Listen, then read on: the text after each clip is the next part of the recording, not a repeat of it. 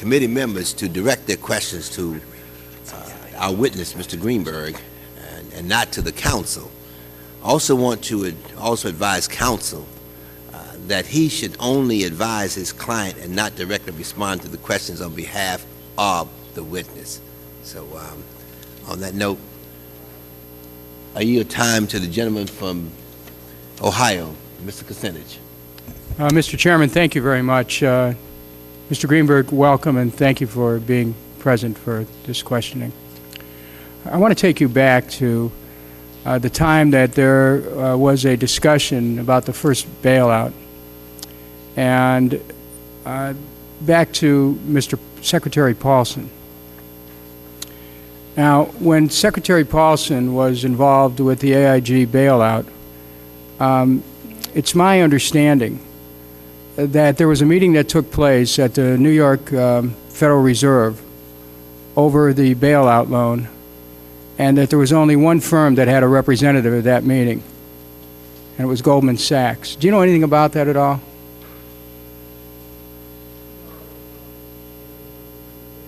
Can you move that mic a little bit closer, your mic sir? on? Or turn it on? Is that better? Yeah, would you discuss, bless you, would you discuss the relationship between Mr. Paulson and AIG and the loan and Goldman Sachs? Well, I'll tell you what I know about it. I learned of the meeting to be taken, that would be held at the New York Fed. I did not know who would be attending, but I called Tim Geithner, who was then president of the New York Fed. You called Tim Geithner? Yes, he was then president of the New York Fed. Right. I knew him. At one point, I chaired the New York Fed. So you were in regular discussions with Mr. Geithner about what was going on? No, not regular discussions. But you talked to him about it? Yeah, and I said I thought that we deserved a seat at the table. There was going to be a meeting since we were the largest shareholder. And he said, I hear you, but we were never invited to the meeting. So I don't know who was present. Did you have anybody from your firm present at all? No. Even though they were discussing bailing out AIG? No, sir.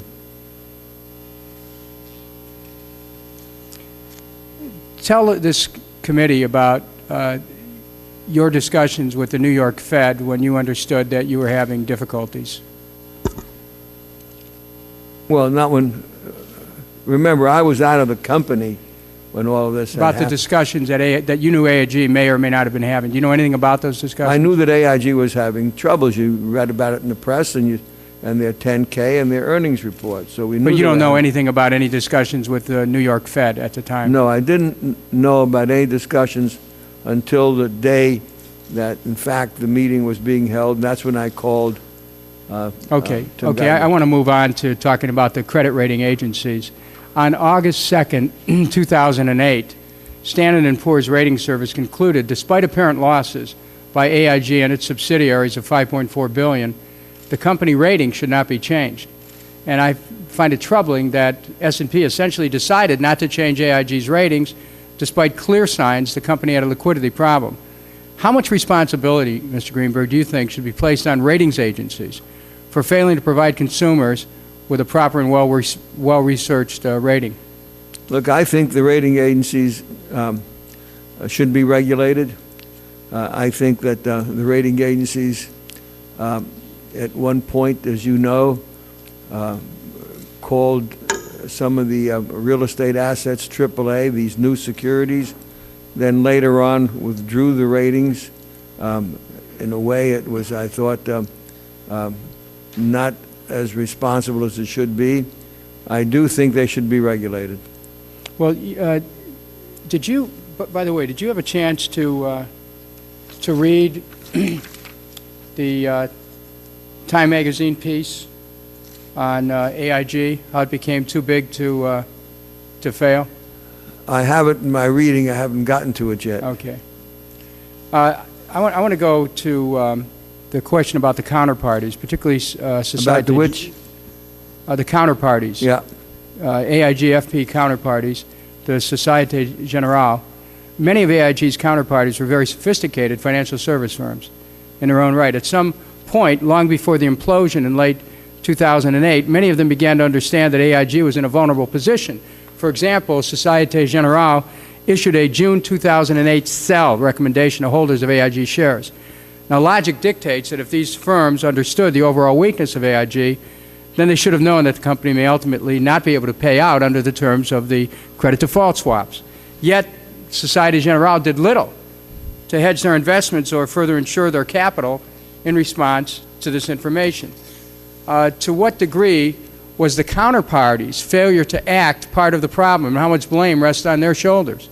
Well, I think they should have acted, but I think also it goes back to what I was talking about earlier today about how to try and help the taxpayer with respect to the problems that exist at AIG. If there were guarantees issued rather than cash, it seems to me that would have made a huge difference, not only to AIG, but to the taxpayer. That was done, as you know, for Citigroup, and I see no reason that I can think of that guarantees were not used. If the Fed said we're going to stand behind AIG Financial Products, it would have essentially put a AAA stamp on FP during that period of time, and the counterparties would have had no, I don't think, any recourse but to take a guarantee. That would have made a major difference, not only to AIG but to the taxpayer. They would not have had to put out as much money as they have done so. I just one final question from a policy standpoint. You've testified generally that you're in favor of transparency. Yes, sir. Have you spoken to this, to the fact that the Fed right now is literally printing trillions of dollars, creating trillions of dollars out of thin air, and giving it to God knows who and however amounts? Can you tell us, do you see anything problematic with that kind of an approach to flood money into the market and not really have an understanding of where it might be going or how much?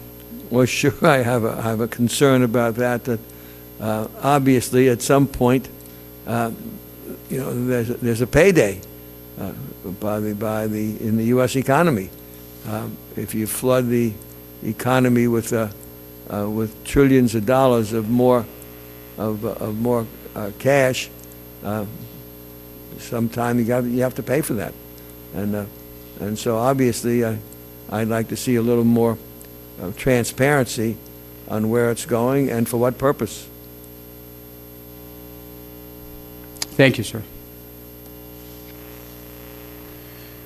The gentleman recognized Mr. Driehaus. Thank you, Mr. Chairman. Thank you, Mr. Greenberg, for your testimony. I'd like to pursue a conversation about systemic risk regulation. We've been talking a lot in the Financial Services Committee about systemic risk. And you mentioned in your testimony, and I'm just paraphrasing you, that the role of government is to get businesses back on track that have fallen aside. I would argue that the role of government is to protect the public good. And I think what we are talking about when we talk about systemic risk is at what point does a product or does an entity, because of its potential failure, become such a risk that its failure would do considerably damage to the public good. I'd like your assessment of that as it applies to AIG FP. And you mentioned that it wasn't a structural problem within AIG, but it was a management problem. Well, regardless if it's a management problem or a problem of the product itself, the result of its failure has had tremendous consequences to the public good. So, in your opinion, what is it we should be focusing on in terms of systemic risk? And where was that systemic risk as it applies to AIG? There are two things I would say about that.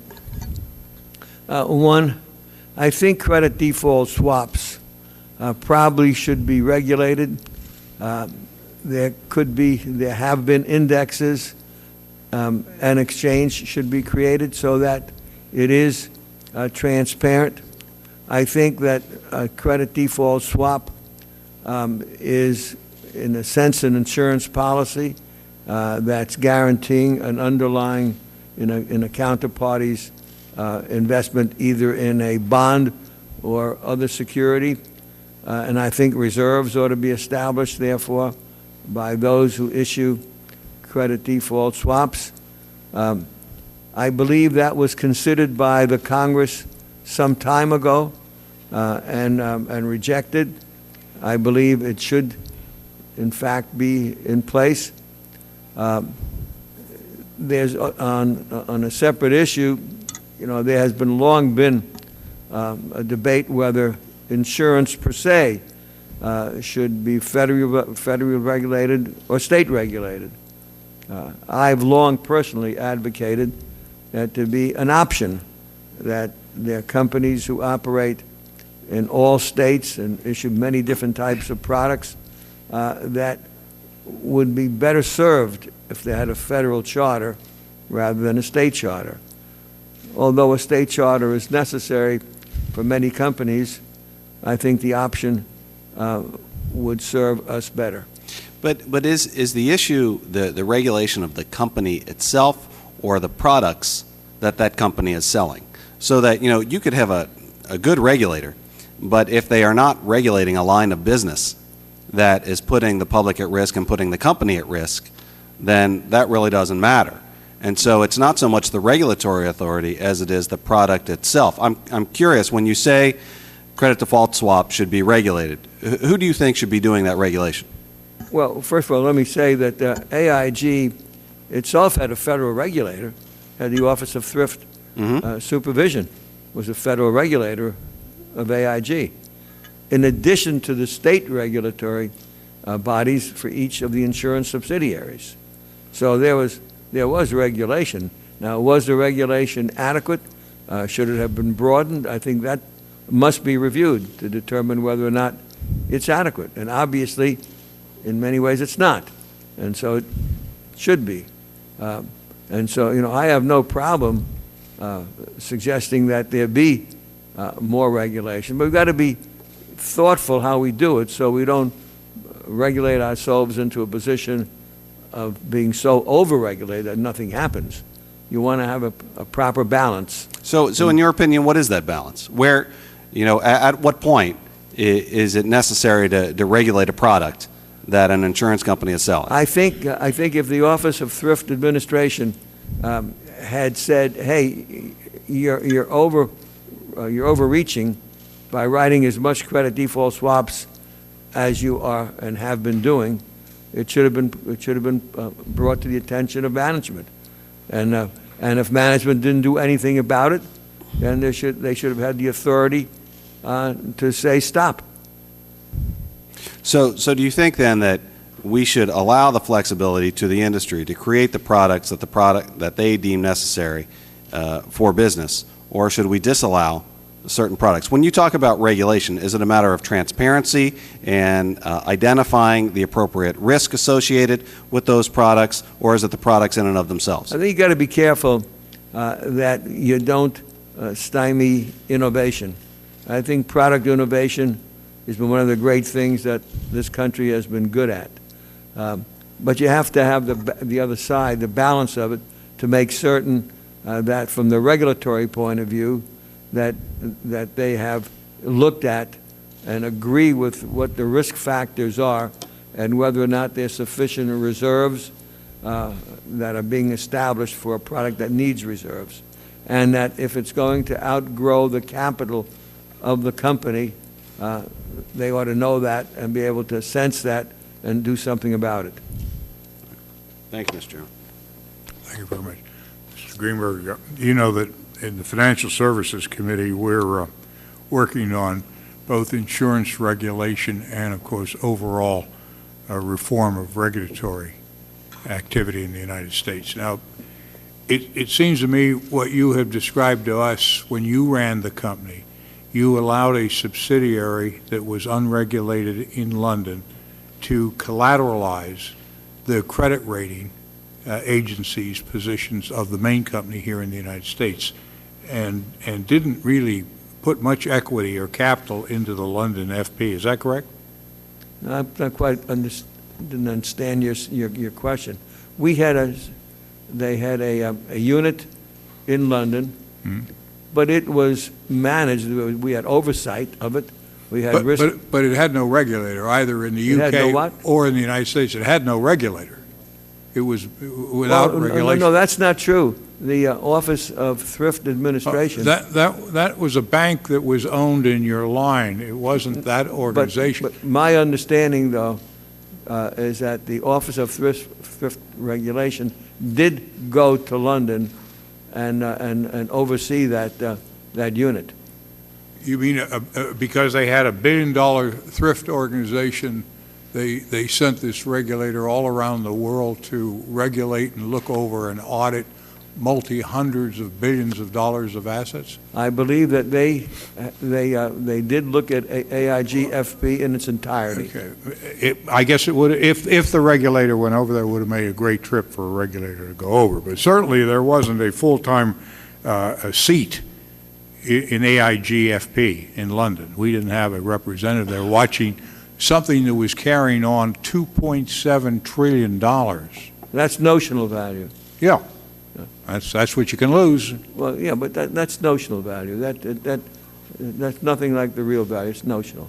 Well, haven't we lost or had to pay out to counterparties somewhere close to $80 billion already out of Treasury? Well, we've talked about that, and I think that, I think that that's not the fault of, I would say, of AIG. I think that was part of the bailout, which I think should have been done differently. Well, that's why I'm here. If we hadn't had failure of that organization, if we hadn't had failure of AIG, we wouldn't have a bailout and we wouldn't be here today. That's conceded. Yeah. And probably there wouldn't have been failure of any of those organizations if the market hadn't turned significantly. Those are all contingencies, but the fact is nobody was overviewing that. I want to get more to the essence of what we should do in the future. Do you really think it's reasonable to allow an insurance company in the United States that has normal insurance that it's writing to set up this organization in London that escapes real regulation, and let them deal in the trillions of dollars of speculation, and to some people's comment that they were out of their league, that they just weren't able to do the job, that it was really high risk? I think there are several questions that you have in there that I think need to be answered. First of all, the insurance subsidiaries of AIG were fully protected under state. May I finish? But let's stop there. That's one nice thing to say, they're fully protected. But if they're fully protected and you weren't utilizing their collateral or assets, then that FP was completely without funds to pay off counterparties. No. Where were they going to meet the call that would occur if there was a failure? AIG parent had capital of its own through retained earnings that had been. I think you talked about $5 billion or something? No. AIG parent, my recollection, had about $70 billion of retained earnings. Okay. So AIG parent. Well, I don't want to go into all the structure and everything because I'm really not interested. Now I'm interested in what's the principle that we have to pass to find out how we should regulate or how we will regulate in the future. Do you believe we should allow other huge insurance companies such as your former company to engage in this activity without further collateral, without further equity, and without certainly more stringent regulation? No, I've just finished saying that I think that there has to be some change. AIG, for example, owned International Lease Finance, which turned out to be the largest airline leasing company in the world. I mean, would you say you shouldn't do that also? I think that it's not a question if they shouldn't do that, Mr. Greenberg, if they're using the credit rating of their insurance company back in the United States as the collateralization for that business activity. I would say they shouldn't do it. That's not their business. If they want to go into the leasing business, form a corporation that leases planes, totally collateralize it with equity, and go into the business. Well, Why should you have a right to pyramid an insurance company that is operating that way in an unregulated entity? but they weren't doing that. In other words, AIG parent used its own capital, not that of the subsidiary insurance companies.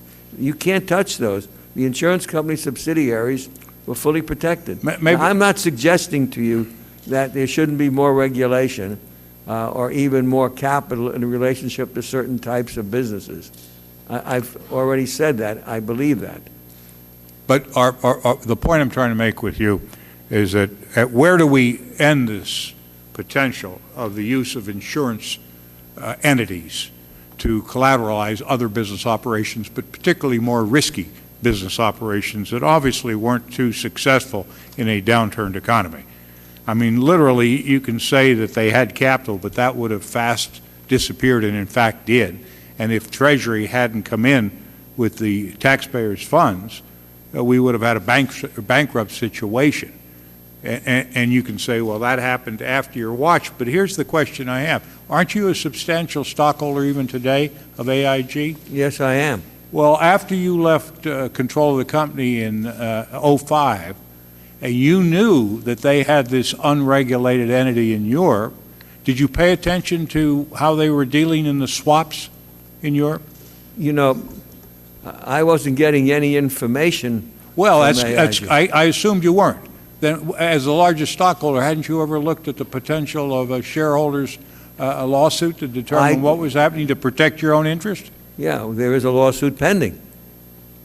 And you started it back then when you no longer had the information, or have you started a lawsuit now after the fact to protect your interest so the assets aren't wiped out of AIG? Well, if you recall, AIG had a investors meeting, and at that investors meeting tried to assured everybody. Again, I'm not getting into this because of you or AIG. What I say, the principle is that we cannot rely that even large shareholders such as yourself will take on the normal action of watching how the corporation they're so heavily invested in, what they're doing. Well, you can't. I mean, you just don't get the same information. So do you think in our re-regulation we should create additional powers for shareholders to inquire and force disclosure of companies like this so they can no longer in the future operate under cloak? I have no problem with more disclosure. Mr. Chairman, I'd like to ask for unanimous consent at this time Yeah. to have inserted in the record. In fact, I've asked for more disclosure. Mr. Chairman, ask unanimous consent to insert in the record at this point, because of your questioning, the United States Security and Exchange Commission litigation release of February 9, 2006, which is right on point to your question, which talks about 2000 to 2001 AIG entering into a $1.6 billion settlement related to off-book or sham reinsurance transactions. Without objection. Thank you, Mr. So Chairman. Who's the next? Okay. The chair recognizes Mr. Lynch.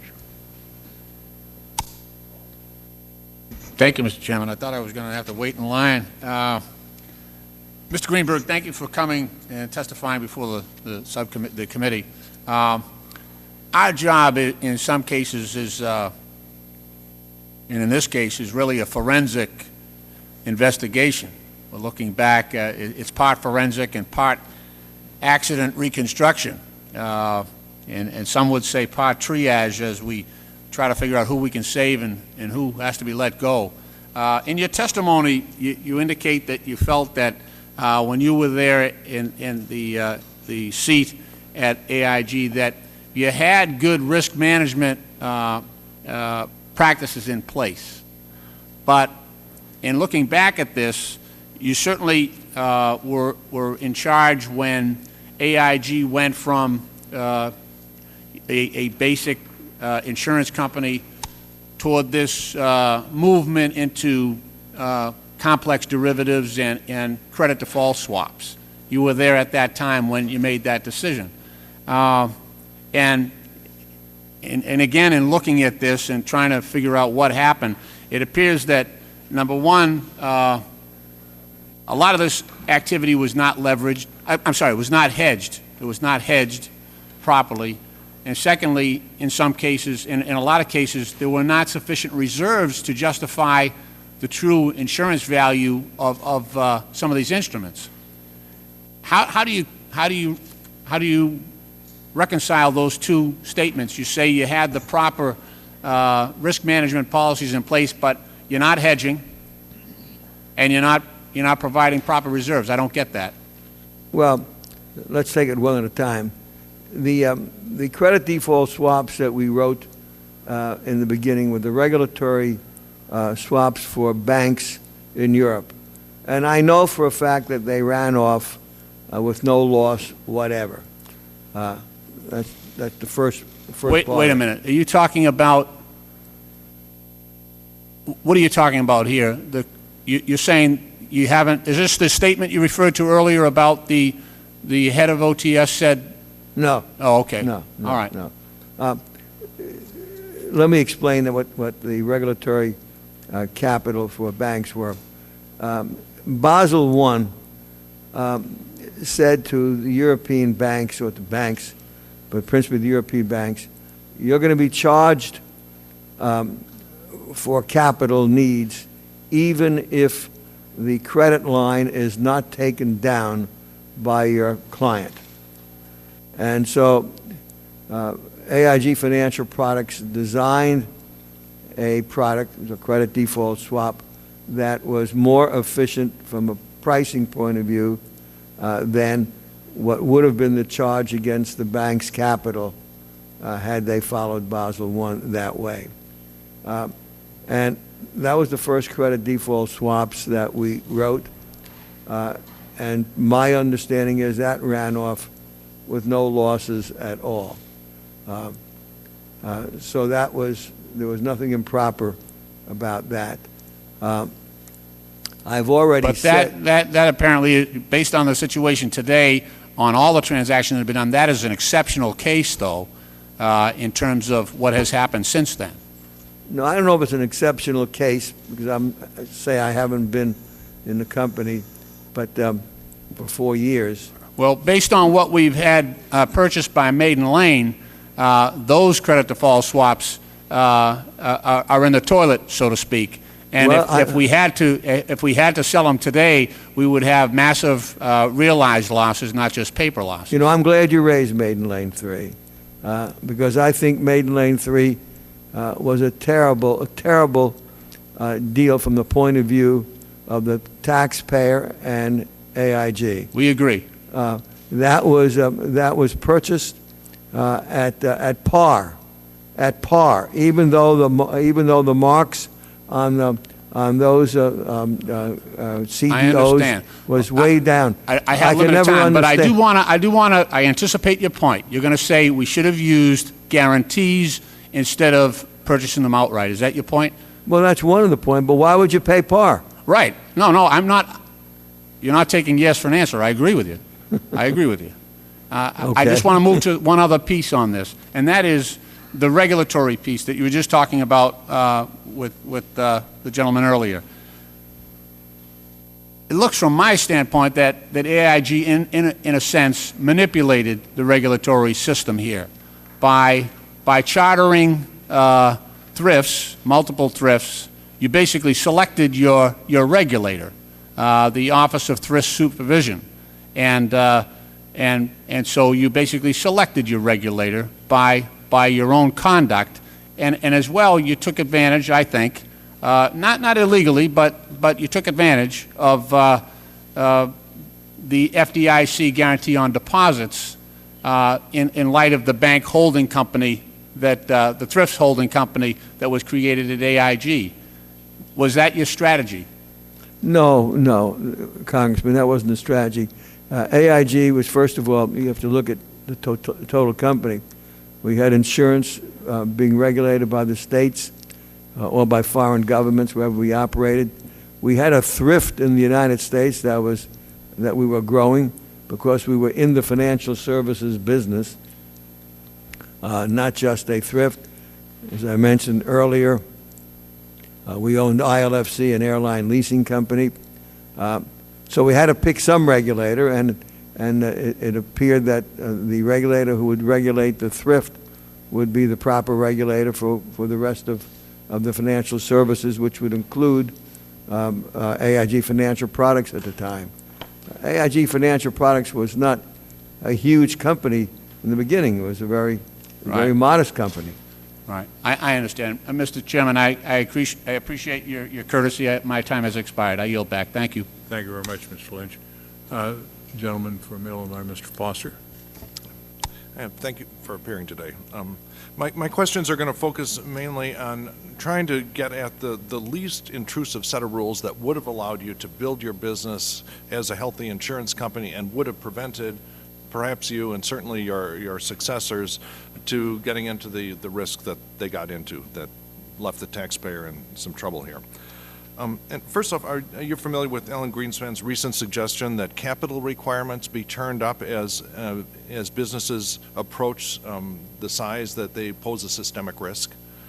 Are you familiar with that suggestion, and do you have a reaction to it? I think I've heard it, and I have no problem with the need to increase capital if there is the belief that a systemic risk would be occurring.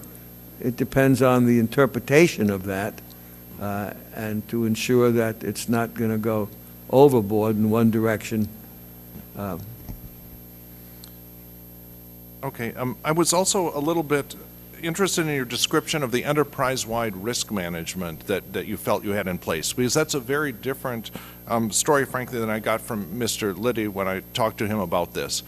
When I talked to the people at the large investment banks or the corpses of them, they say that at least the ones that survived had very extensive risk management systems, server farms, dozens of programmers that netted out in real time their exposure to every risk or pairs of risk that you can imagine. And did you have anything like this in place at AIG?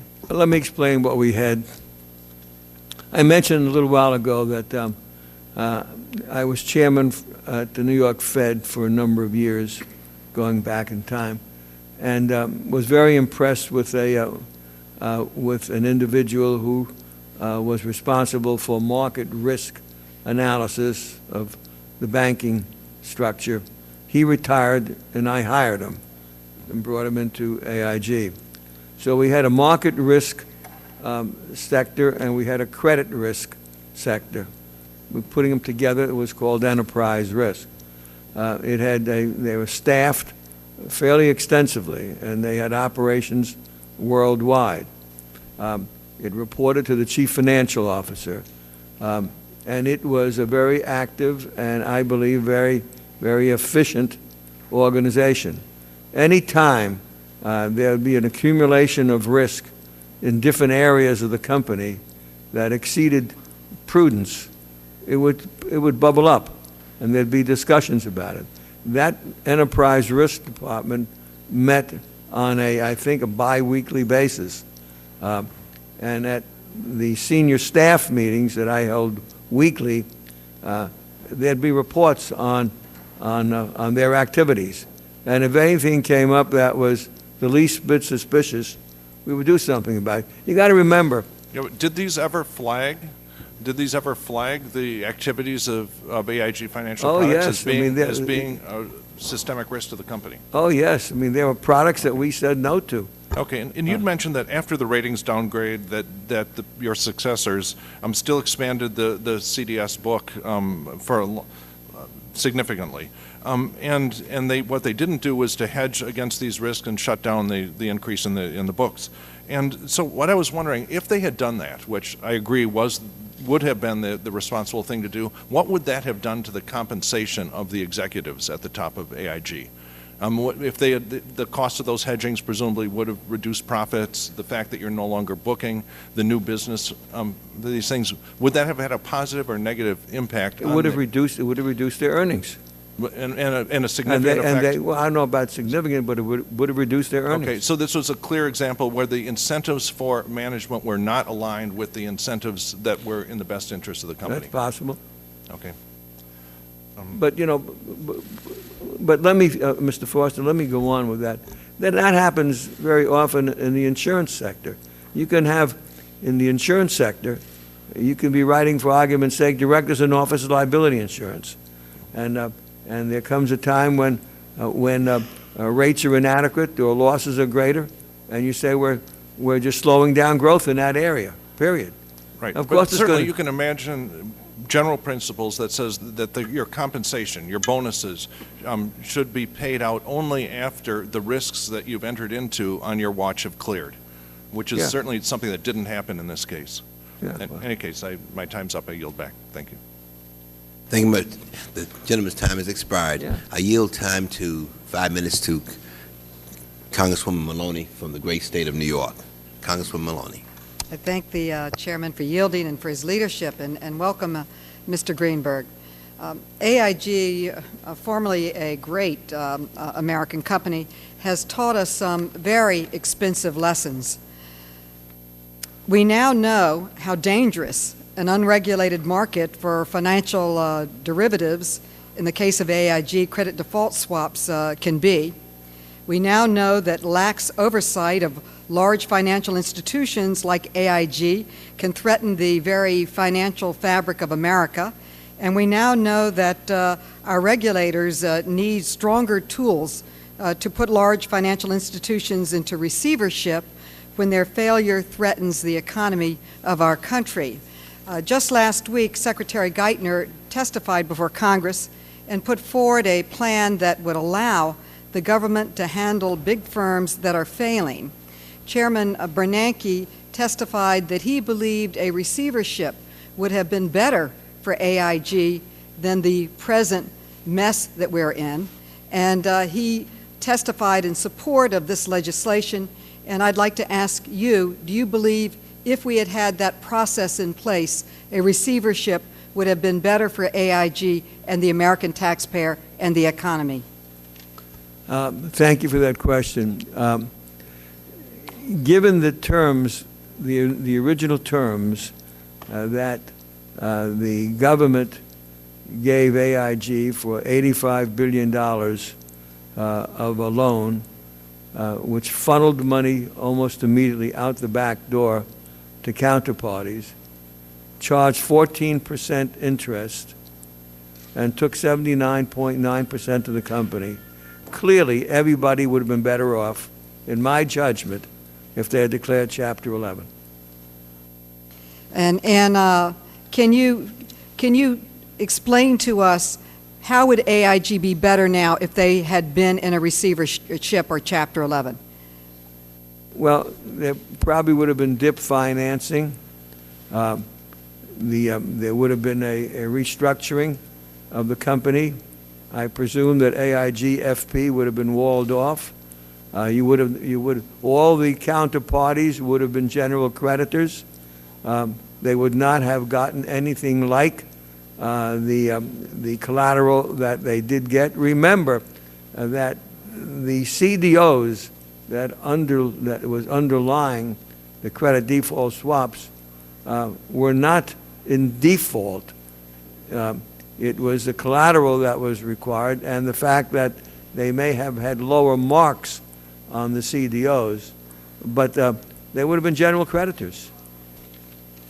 Well, thank you for that testimony. It's very important coming from someone with the experience that you have. Could you also comment on a very important plan that is before Congress now, the Treasury's Toxic Structures and Toxic Securities plan, the so-called buying the toxic assets with government financing, providing on very generous terms. So the threat may be, some say, that we'll end up handing big gains to private investors at taxpayers' expense. What is your feeling of the toxic asset plan? Well, what I do know about it, so far it hasn't seemed overwhelming to the market. It's only going to be successful, if there's an awful lot of buyers who are going to buy in. And yes, it will provide the banks with getting rid of toxic assets, presumably at a better value. But so far, it hasn't really stirred up a great deal of buying interest. It may be early days, but there's no question that the banks will be the beneficiary. Some have said that the main challenge we're confronting in getting our economy moving forward is lack of liquidity, lack of credit, lack of movement, and some have said maybe it would be better if our dollars, our federal dollars, taxpayers' dollars, went into institutions that will lend, community banks, regional banks, small business banks, whatever, and get that money out into the community and help the economy moving. What would happen if the dollars went in that direction and the toxic assets were just allowed to remain on the books? Look, why can't we just leave the toxic assets on the books? What would be the better approach? To put our dollars into buying up toxic assets, or put our dollars into pushing credit out into the communities across America? Well, I think we have to solve both problems. I do think that credit, the availability of credit is, or the lack thereof, is a major problem.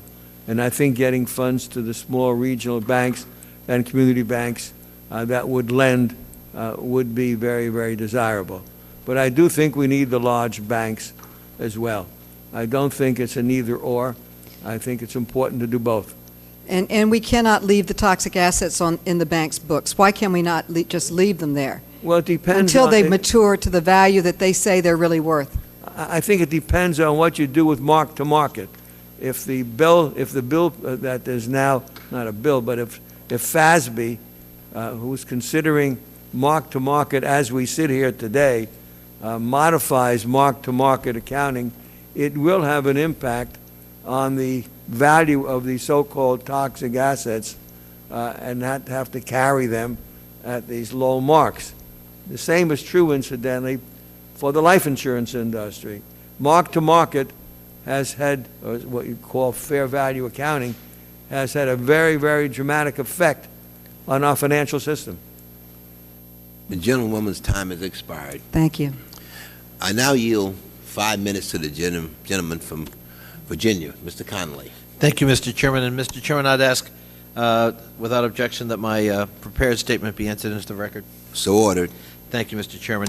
And Mr. Greenberg, thank you for joining us here today. If I understand your testimony correctly, one of the financial instruments you consider to be a main culprit in this great drama are credit default swaps. Is that correct? Well, yes, but I think that, as I just mentioned a moment ago, I think the change in accounting rules played a role. Right. Right. And the rating agencies as well. And, there was a number of things that came together. Credit default swaps, per se, were not evil. But if you write them when you have certain ratings, and if you lose those ratings, you have to have a different business strategy. Sure. But credit default swaps originally started out sort of as almost an insurance mechanism, and kind of then got traded and speculated upon and grew astronomically, did they not? They did, throughout the whole industry. Yeah. In 2000, the decision was made explicitly to preclude credit default swaps from federal regulation. Did you personally or did AIG have a position on that decision at that time as to the regulation of these instruments? No, sir. In retrospect, I gather also from your testimony, you would consider that to have been a mistake. I'm not even sure we knew about it at the time.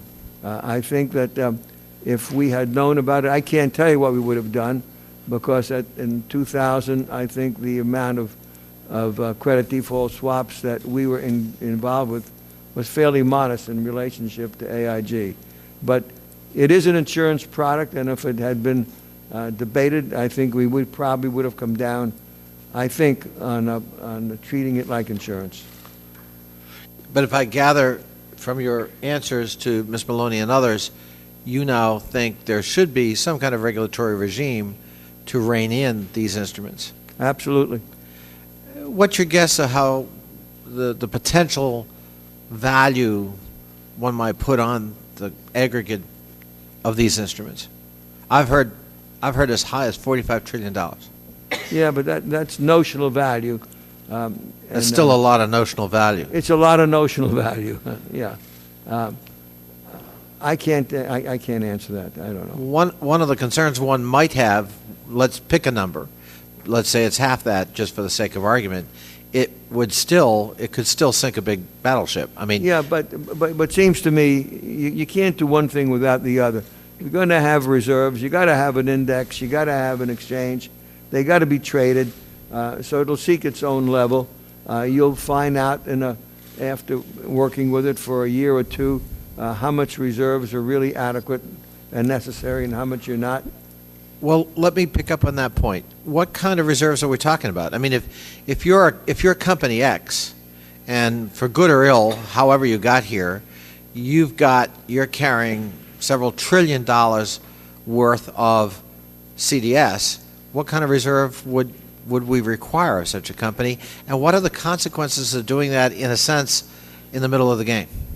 Well, it'd be very difficult. You'll have to have an actuarial study as to what the default rate really is, what's going to happen to market as it applies to that. Because remember, the amount of actual losses in the credit default area has not been, as of now, has not been huge. It's the marks that have been a problem. If that's modified, it'll change the outlook very considerably. So you must consider all aspects. You can't just look at, in my judgment, just look at, yes, we need reserves, but reserves in relationship to what? I thank the gentleman. My time is up. Thank you, Mr. Chairman. Thank you very much. I now yield time to Congressman Welch. Thank you very much, Mr. Chairman. I'm going to follow up on some of the questions of my colleagues. You know, it's an astonishing thing. You've heard this, that this incredible company, Lehman Brothers, was here earlier, goes back to the Civil War. Bear Stearns, AIG, I guess you started in the 1890s. Hundreds of thousands of people who work there, millions of shareholders. It's all blown up. Absolute catastrophe for the taxpayer. We're not here to talk about that and ask you specific questions about it. You're going to be able to answer those in lawsuits and with the regulators. But you are experienced and you were successful. And a couple of things we were asking is about going forward. Number one, it is your opinion, as I understand it, that credit default swaps, credit default obligations should, in fact, be regulated by the federal government. Yes. Number two, should the sellers of credit default swaps be required to have a reserve against the loss? I believe you've indicated yes, and what would that be? I can't answer the second part yet without knowing what. Well, we're $180 billion into the bailout, so when do you think you might have an answer for that? Well, I think it depends on the bailout, and I'd like to come back to the bailout. Well, the bailout is the bailout. Yeah, it's but let me come back billion to that in a minute. And rising. Because the question is, should that have been the way to bail out? No, I'm not asking you that. There is a question that the regulators are going to have to ask and answer. And if they agree with you, or we agree with you, that there should be regulation of credit default swaps, one of the questions is, what's a reserve that should be required? Well, if you put, I can't answer how much reserves yet because there's a lot of other factors that have to go in. But if you reserve yourself out of business, you're not going to have any credit default swap business, obviously. Well, you've dealt with reserves in insurance, obviously, and done it quite successfully. Yeah. So you have some profile of reserves. Yes, but we didn't do that by just sitting and talking this way. We had actuarial studies, we had a long history, and you'd have to make that kind of study. So absent actuarial studies, and given recent experience, on the basis of what you know, what you have seen happen, what reserve would you recommend be required in order, if your objective is to protect taxpayers and innocent shareholders, do the job? I think you have to have different reserves for different companies that have different ratings, number one. I think that would play a role in it. I think you'd have to tell me if I mark don't, to I don't have a market. lot of time. I understand you can't answer that question. Let me ask you this. There was an immense explosion in leverage, borrowing in order to buy assets. Do you believe that the federal government, as a result of this catastrophe, has to start regulating the amount of leverage that financial companies can use and put at risk not only shareholder value, but taxpayer dollars? Yes, I think the leverage did get out of hand. I think, for example, I think that investment banks were leveraging their capital 30 and 40 times what their capital was. I think that got out of hand.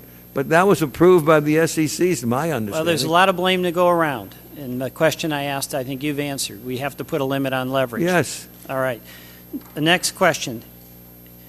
If a company is too big to fail, and that's the argument that has been presented by the Fed Treasury, the Treasury Secretary and the Chairman of the Federal Reserve to justify this extraordinary action of taxpayer intervention. If a company's too big to fail, is it too big to exist? Well, I don't quite follow that. Why is it too big to exist? Well, the question's really pretty simple. AIG, the fear of AIG failing was that a lot of innocent people would be collateral damage to the collapse.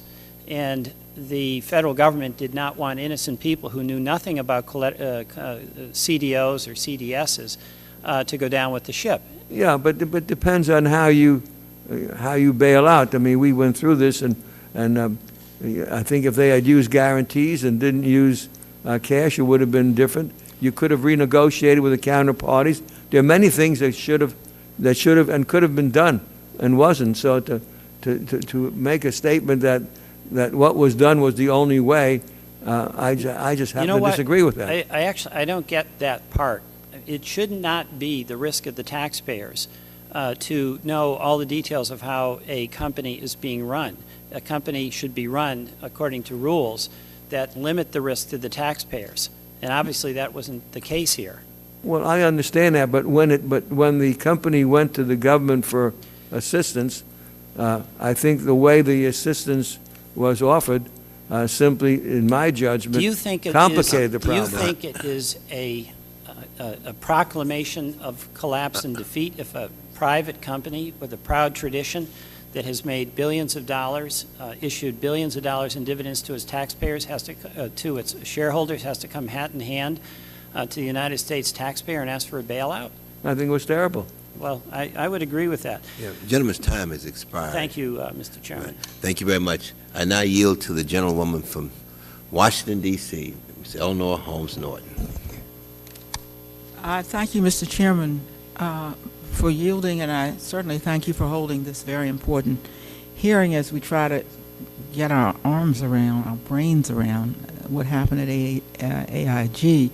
Now, most people perhaps haven't heard of C.V. Starr and Company, but that's what attracted my attention. It's the company you continue to run that has come under fire as a tax haven for top AIG executives. I want to ask you about a court suit that you have since settled, Teachers Retirement System of Louisiana versus Greenberg, against AIG and C.V. Starr and Company, a suit that stemmed from the relationship that C.V. Starr had with AIG and various executives, of whom I think you'd have to include yourself.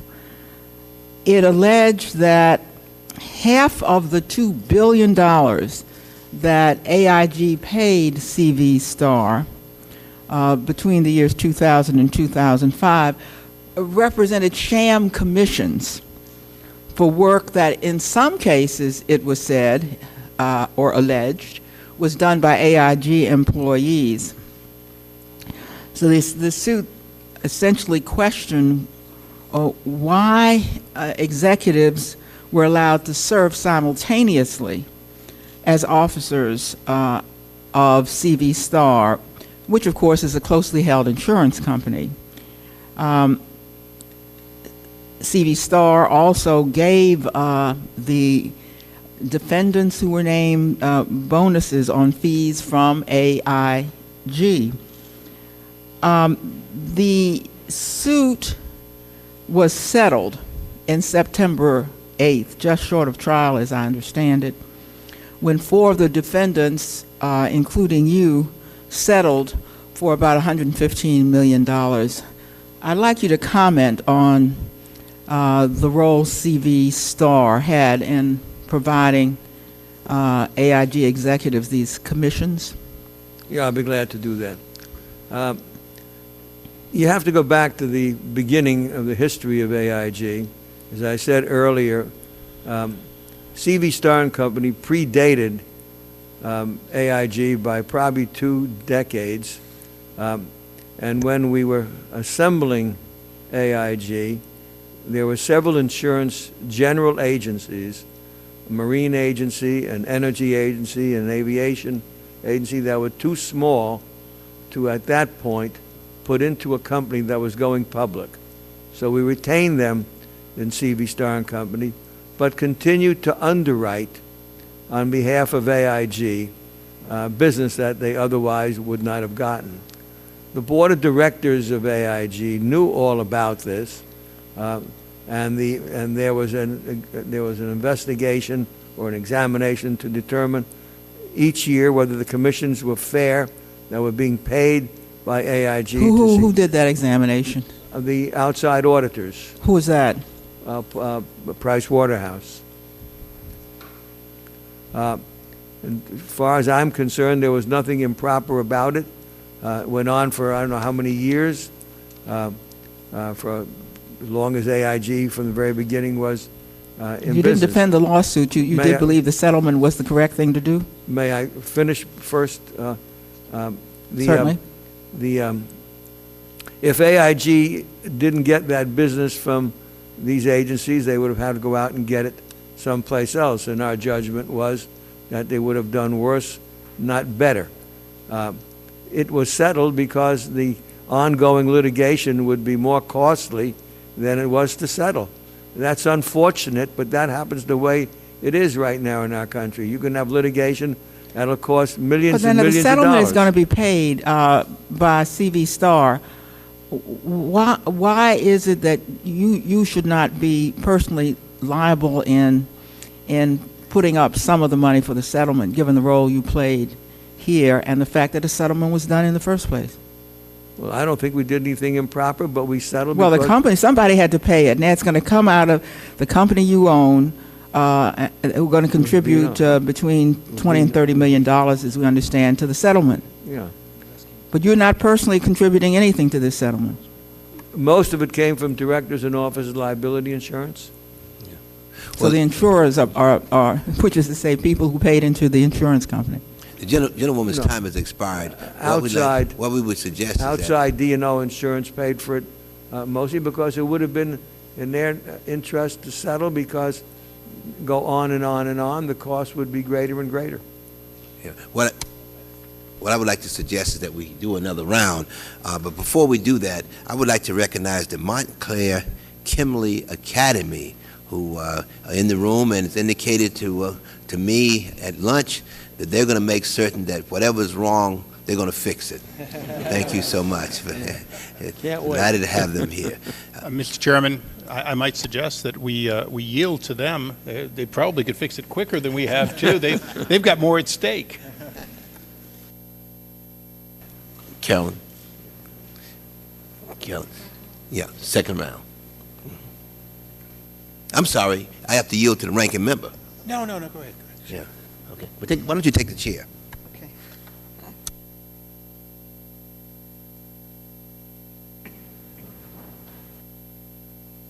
You know, the questions get harder when they come up here. Let me correct something. I understand that Mr. Clay is here, and of course he has not done his first round. So before we go to the second round, I think it's only fair that we have Mr. Clay to do the first round. Thank you. Thank you so much, Mr. Chairman. Welcome, Mr. Greenberg, and to your council also. I want to talk a little about your tenure as chairman and CEO at AIG, times were mostly good.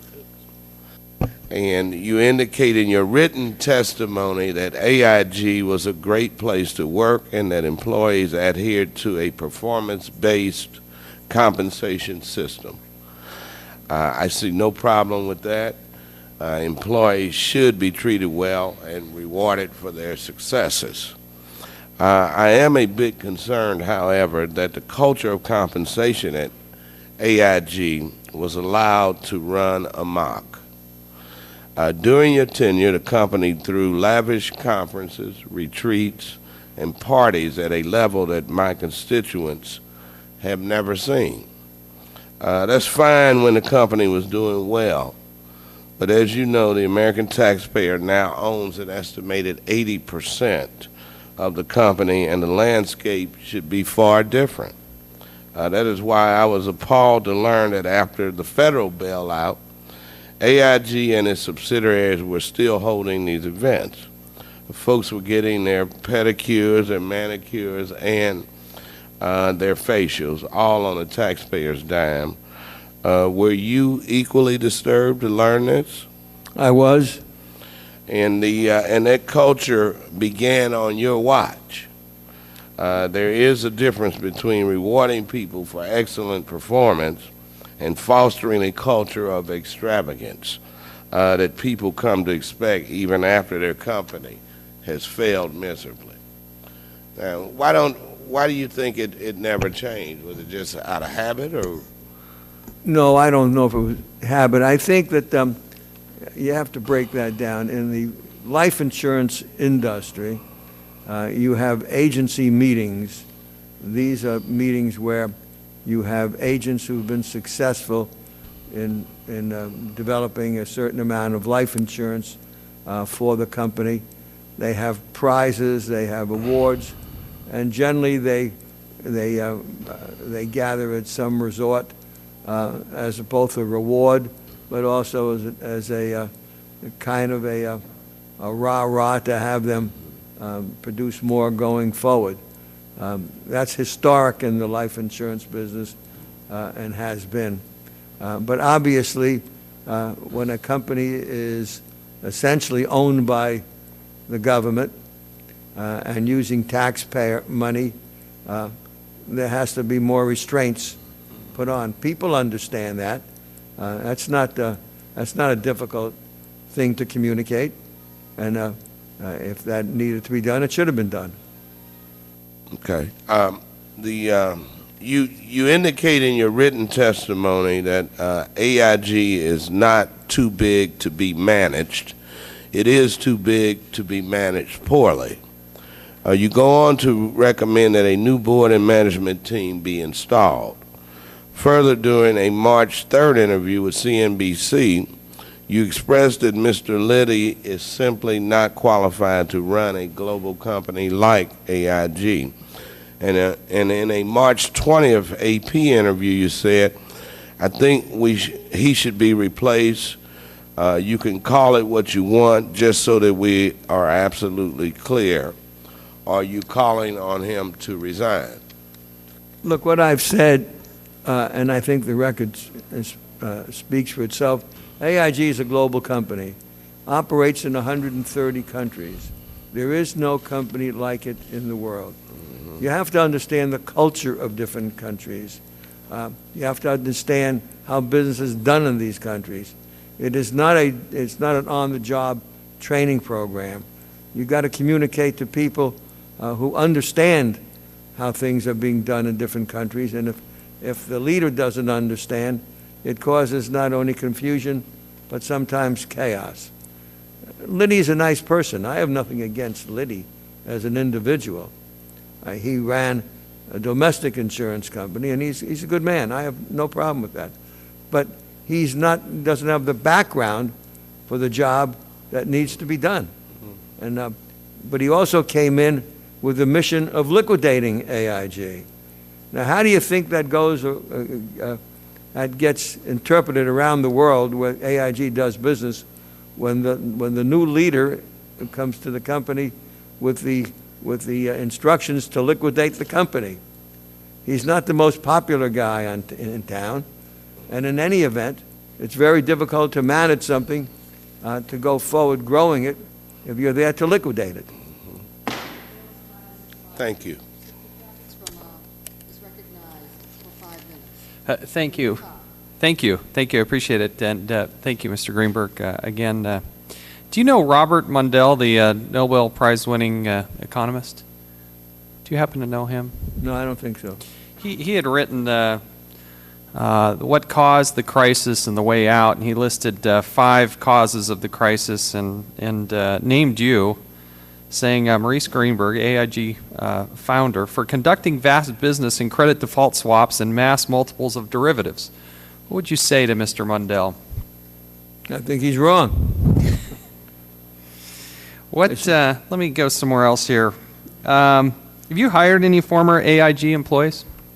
Have you coaxed any way? And I haven't coaxed them away. I can't beat them off fast enough. They're calling and they come. We've hired some, yes. Do you have any sense of how many you've hired? Not many. Have you enticed others to leave AIG to come work for you? No, of course not. Paid anybody any sort of bonuses or recruitment bonus, that sort of thing? No. They come to AIG, if they come to work for us, they come probably at possibly even less money than they're making now. But are they, your primary goal is the success of AIG, correct? Why would you entice them away? I'm not enticing them away. Those are your words, not mine. So if you want the success of AIG, why would you want them to leave that company and come work for you? If they don't come to us, they're going someplace else. So you think they would leave, they would... There's an exodus of people from AIG. It doesn't take a rocket scientist to figure out, Congressman, that if you're going to liquidate a company and they're being offered jobs with other insurance companies, and many are as we speak worldwide. I just came back from Asia. AIG had a great position in China, as an example, which it took me years and years to open that market. And we were the only company, AIG, to have 100% ownership. We were very proud of that fact. And had a great growing business. Look at it now. People are leaving and going to every other company. Why? AIG has said they're going to be selling the AIA, American International Assurance Company, a life company. But why would the people stay there?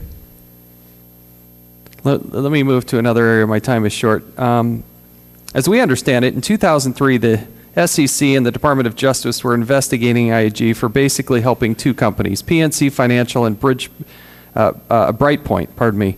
And the reason they were investigating is that there was questions about their bookkeeping and whatnot. Are these 2 investigations that led AIG's board to call for your resignation, or were these just the tip of the iceberg? Well, I wouldn't say either one of them is correct. That's like saying, when did you stop beating your mother? That's not, that's not correct. The Brightpoint was a tiny little transaction that was done in the bowels of the domestic insurance companies. The individual underwriter was a junior underwriter. He thought what he was doing was issuing a kind of a pension type of product. It turned out to be improper.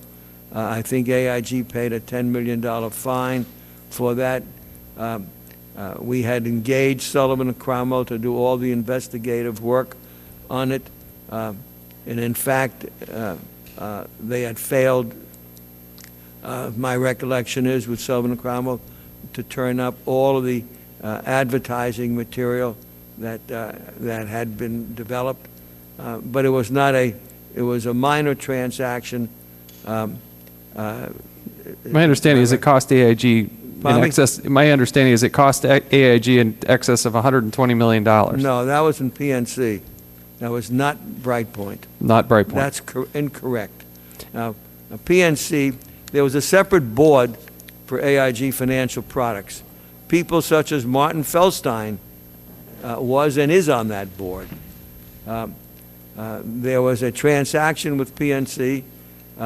that my recollection, that AIG Financial Products got clearance from an outside accounting firm and law firm and said that the transaction was proper from AIG Financial Products' point of view, and they told the counterparty, PNC, you got to get your own opinions as to whether or not this is proper or not. Yeah, my understanding is part of this, what happened is they hired a Mr. Cole, an independent monitor, as required in the settlement. What actions did you take to reform the corporate culture? Oh, pardon me, I didn't see the warning light. Yeah, okay. What actions did you take to reform the corporate culture at AIG after, in addition to the hiring of Mr. Cole that happened? When Mr. Cole arrived, I was leaving the company. Thank you. Mr. Kennedy.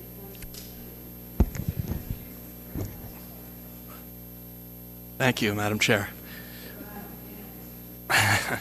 Thank you, Madam Chair. This guy is... I've been struck today mostly by, the interest in this committee to get a picture of what it is that we need to do to make sure this doesn't happen again. And obviously, to get a feeling from you as to what happened that led us into this debacle. And I mean, I think that there are people who are anxious to learn from our mistakes. And I think that there's certainly plenty of blame to go around.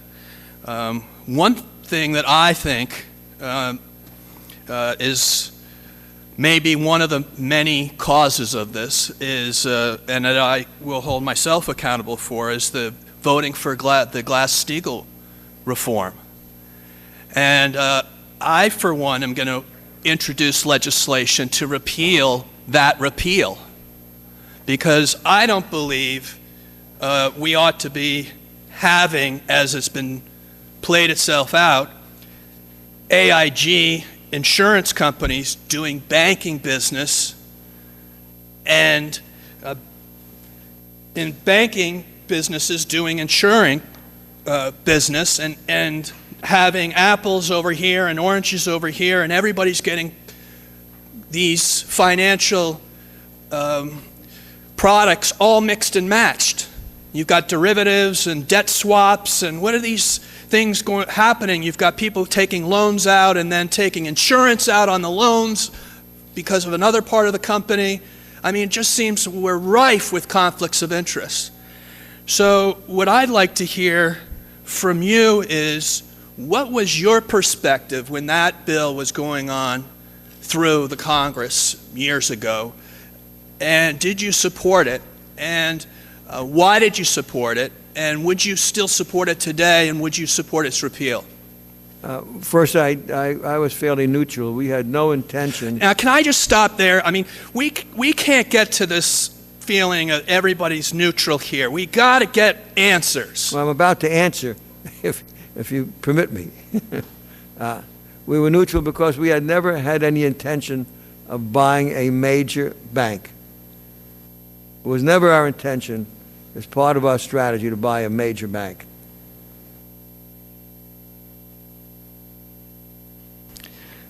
Well, what's your perspective? Should we repeal it?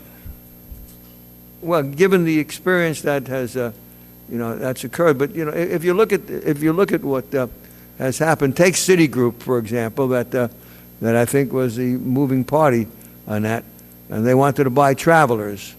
Well, Travelers has not been a problem company, and certainly Citigroup didn't get in trouble because of Travelers.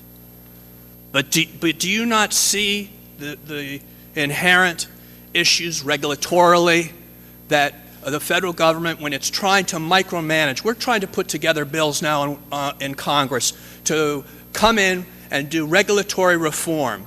Rather than try to micromanage a business that's very complex, why not go back to making sure that banks that just do savings and loans do savings and loans, investment banks that do investment banking do investment banking, and insurance companies that do insurance do insurance? What's such a big problem with that? Not saying there's a problem, but things don't stand still. Things evolve, they grow, they change. And it seems to me if you have a if you have a structure that doesn't permit change at any time, that's just as bad as having too much change at one time. You know, you can't change, I don't think you can fix the structure by regulation. It's management that goes bad, not many times not regulation. And so I think if you're going to make changes in the regulatory environment, I wouldn't rush, because generally when we rush, we do it the wrong way, and then we regret it. We are competing in a global world, and we've got to be sure that we're not going to tie our hands before we've thought through what exactly we want to do. And I think, for example, you've taken Glass-Steagall, and the moving party in that didn't cause the problem because of Travelers, the acquisition of Travelers. There were other things that may have gone sour, and I think that I come back to that mark-to-market accounting was one of the issues. And I think that you can go back and you can say that leverage was another issue. Low interest rates may have been another issue. The abandonment of good risk management was another issue. There are many issues to be considered. It wasn't just Glass-Steagall. Gentleman's time has expired, and we are going to a second round. Everyone is very eager to learn more from you, Mr. Greenberg. And the chair recognizes herself for 5 minutes. Your testimony that AIG would have been better off if going into Chapter 11. At this point, taxpayers have put $180 billion into AIG, and you're telling me AIG would have been better off. My question is, would the taxpayers have been better off if AIG had gone to Chapter 11? The taxpayers would have their $180 billion that would be part of our Treasury, but what would have happened to our economy, in your judgment, if AIG had gone to Chapter 11? Well, if AIG went to Chapter 11 at the very beginning and didn't have access to the $85 billion at those generous terms of 14% interest and 79.9% of the company, what would have happened?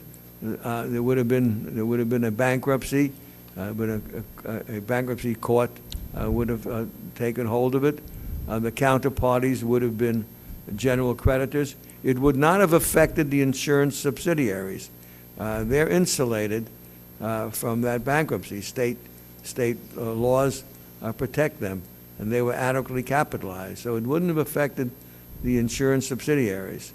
It would have affected AIG Financial Products, but that's about the major issue that would have occurred. But the impact on the overall economy, we're told that if AIG had failed, the whole economy would have come down.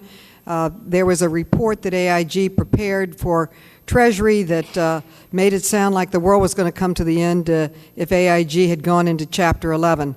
I have asked several times for the Treasury's analysis of why it was critical for the financial stability of our country to save AIG. I am waiting for that to come forward.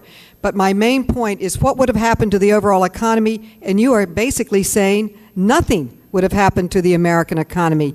The critical insurance arm, which is so critical for finance in our country, would have been independent and saved, and the risky products over in London, who got the majority of the bonuses, by the way, and caused all the problem, they would have lost their jobs. It would not have tumbled the markets. It would not have brought down the housing market. It would not have brought down insurance. It would basically, are you saying it would not have impacted in any major way the American economy? Am I correct in what you're saying? Well, I think there would have been a ripple, but it wouldn't have been catastrophic. The insurance companies would have continued doing business. They were adequately capitalized, and that capital couldn't be moved around. Would it be some business leave AIG and go to another company? Possibly. Competitors would have fed on the fact that AIG parent became bankrupt, and so competitors would have tried to move some business. But I don't think it would have been disastrous any more than it is right now. The government has nationalized essentially AIG. It's owned 80% roughly by the government. That hasn't caused a revolution, earthquake, except that business is leaving the company as we sit here and speak. And we have $180 billion of taxpayer money at risk or lost or whatever, and now they're asking, I'm told, for an additional $30 billion money. Look, so should we just stop right now and put them into receivership? What should we do now? I wish you had been in that room. Maybe we would have averted a financial problem and $180 billion and growing tax liability or debt on the American taxpayers. What should we do going forward? Should we give them another $30 billion or put them in Chapter 11 now? What should we do? Well, I thought that's the reason I came down here, was to make some suggestions, and I did submit a paper. It does tell you, at least what my opinion is, as to how to save AIG and pay back the taxpayer.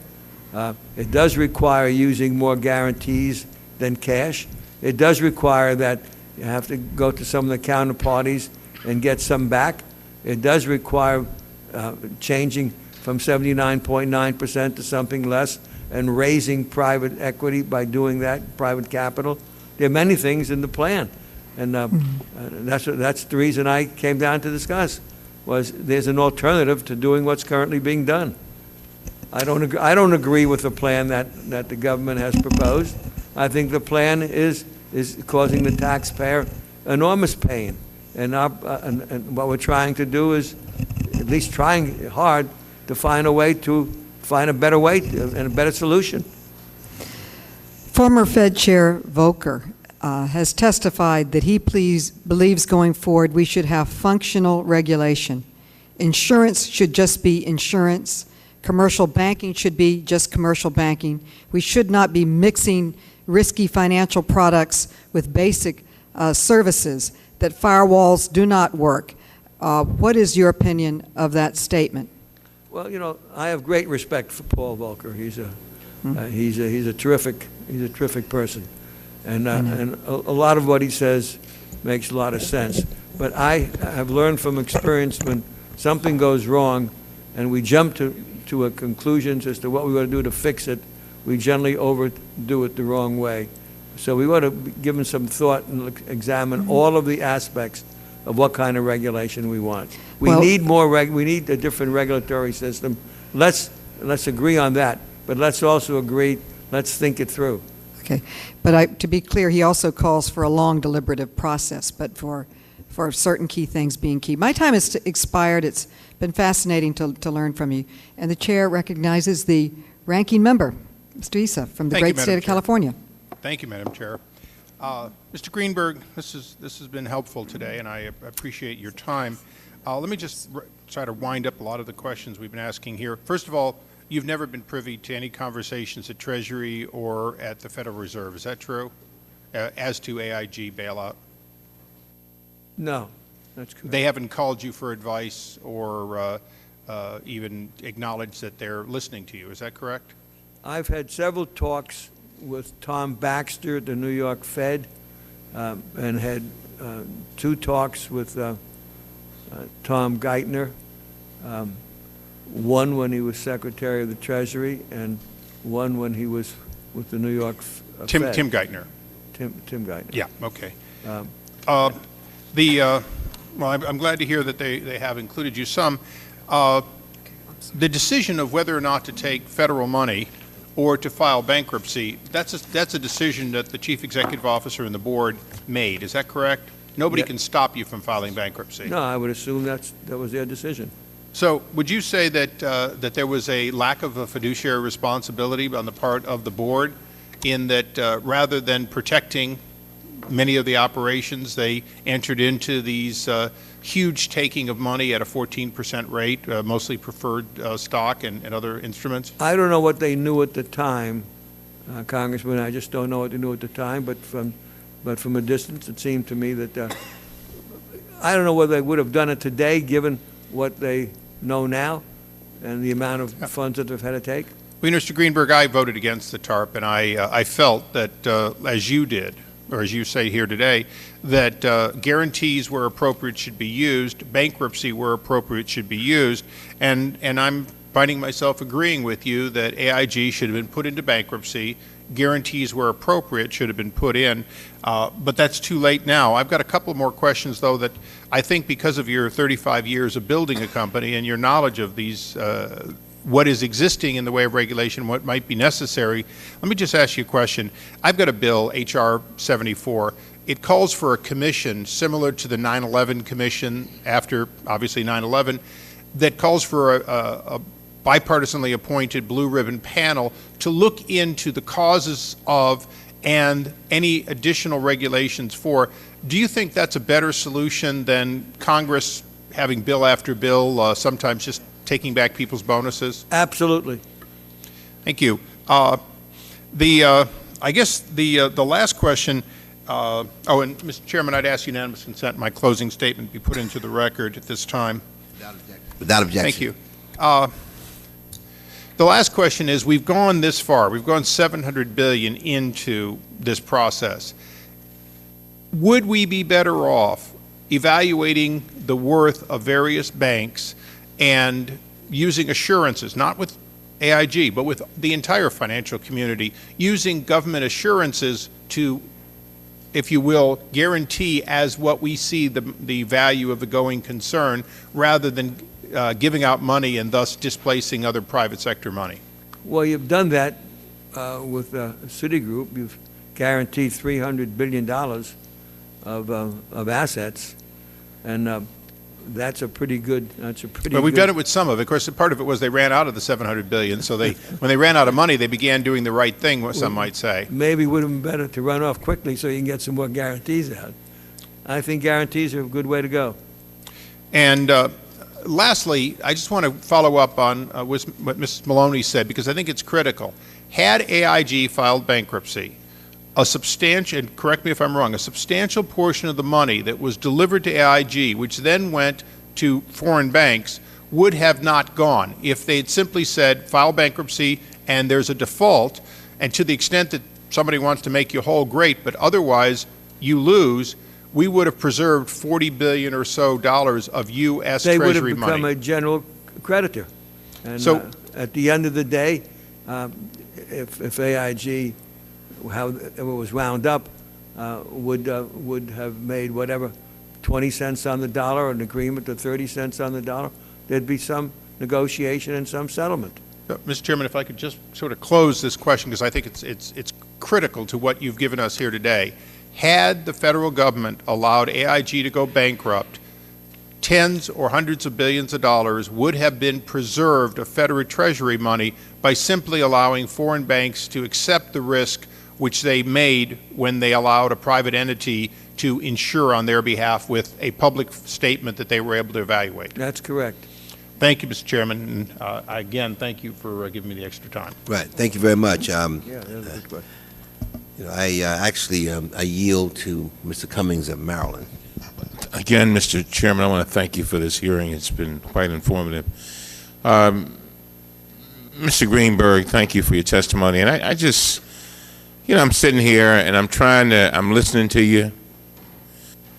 And I'm thinking about my constituents.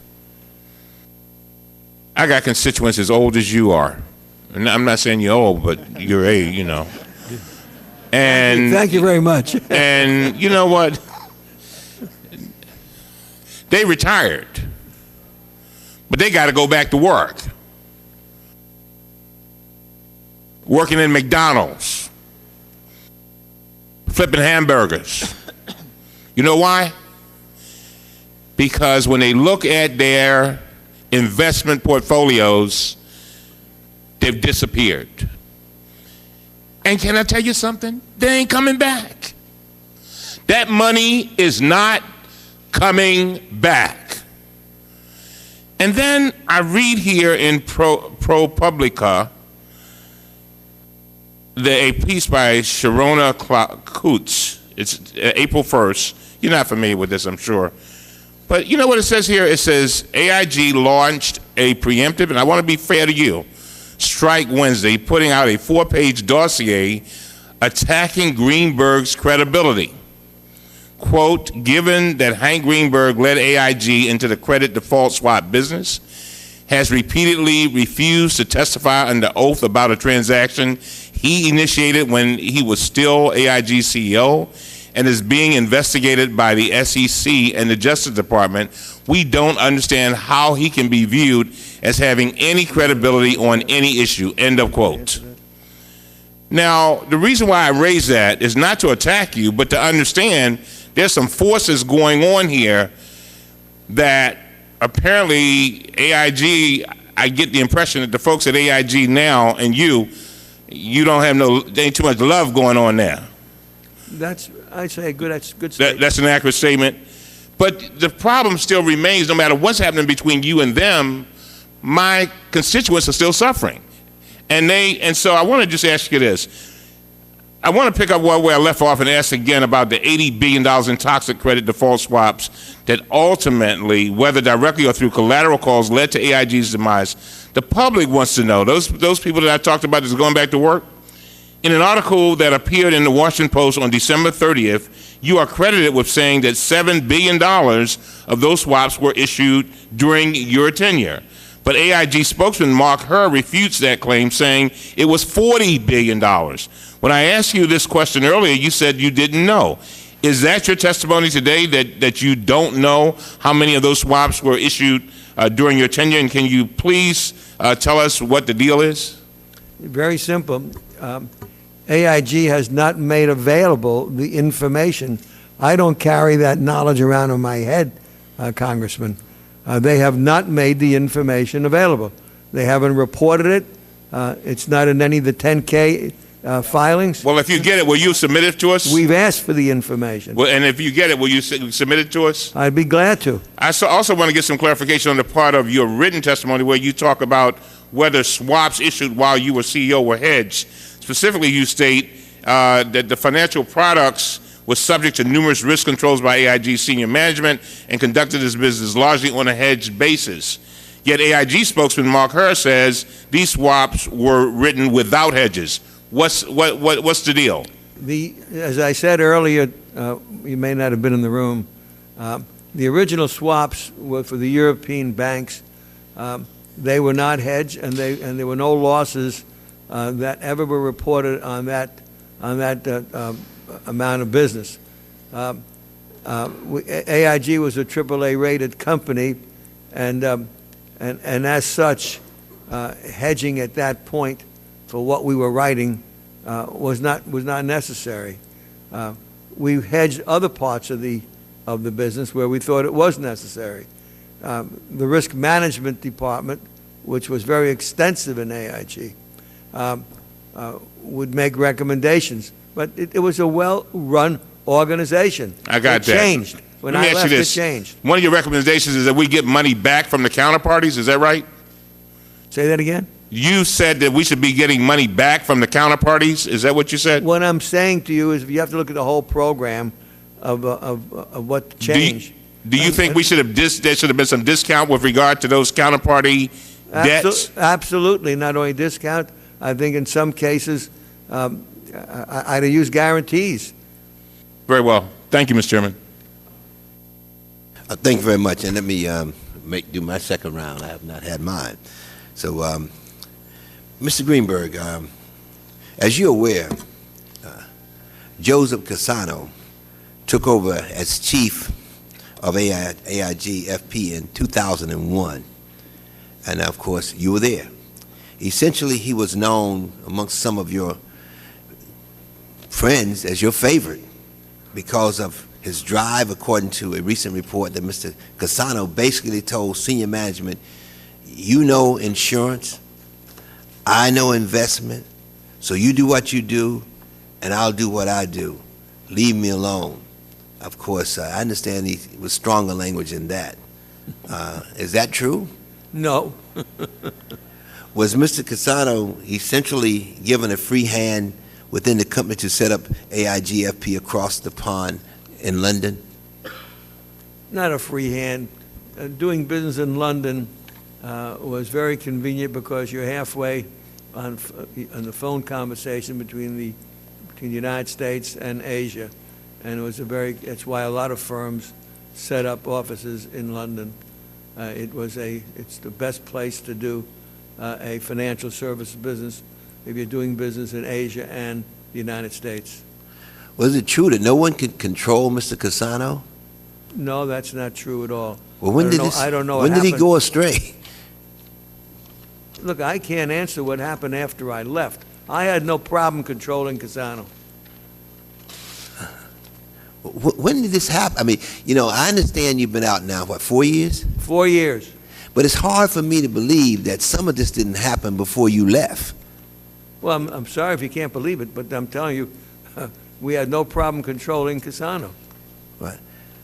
And I know indicated early on that you talked about in terms of possible bankruptcy, which I must admit I was shocked. Let me ask you, what should the Treasury do now? What should we do? Look, and you indicated you came to help us.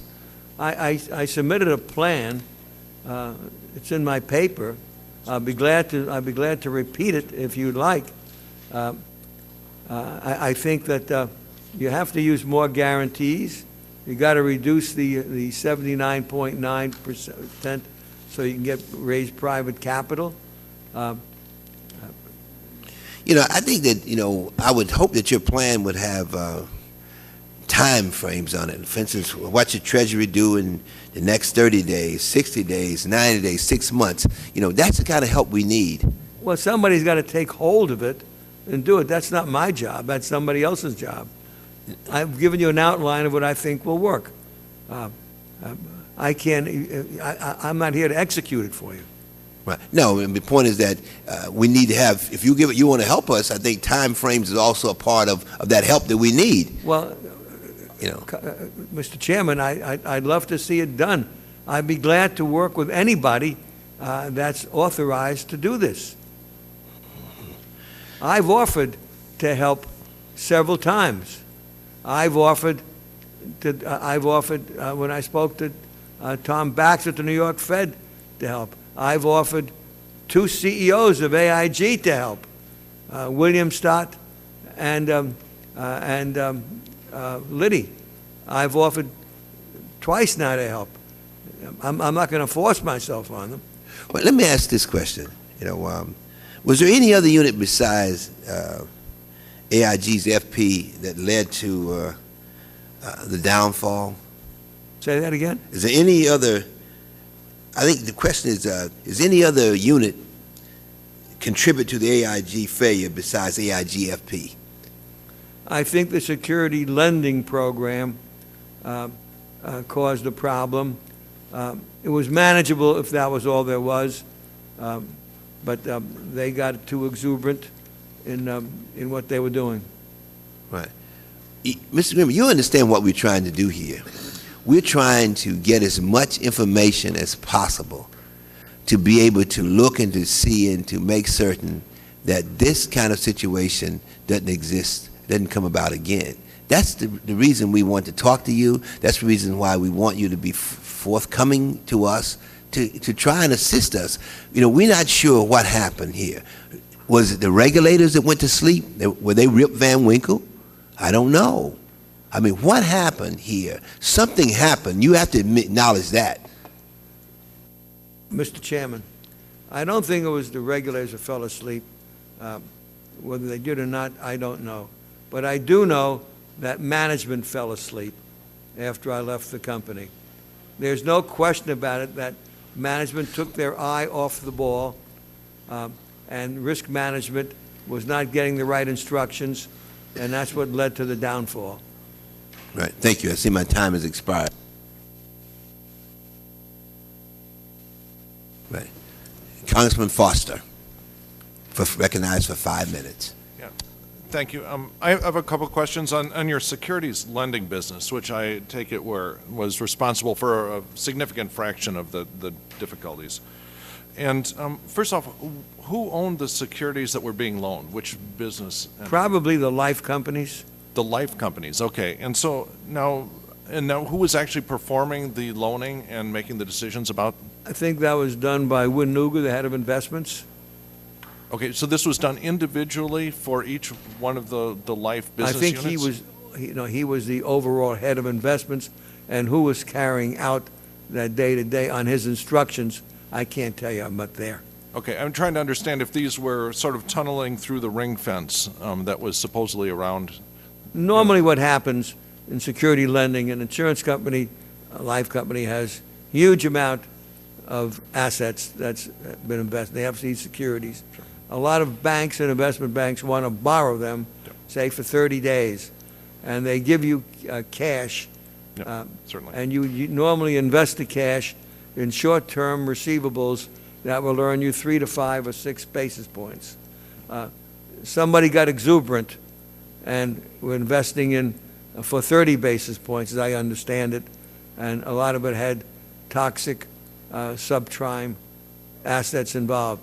And so when the banks wanted back their cash, right, AIG couldn't sell the securities at that amount to cover that.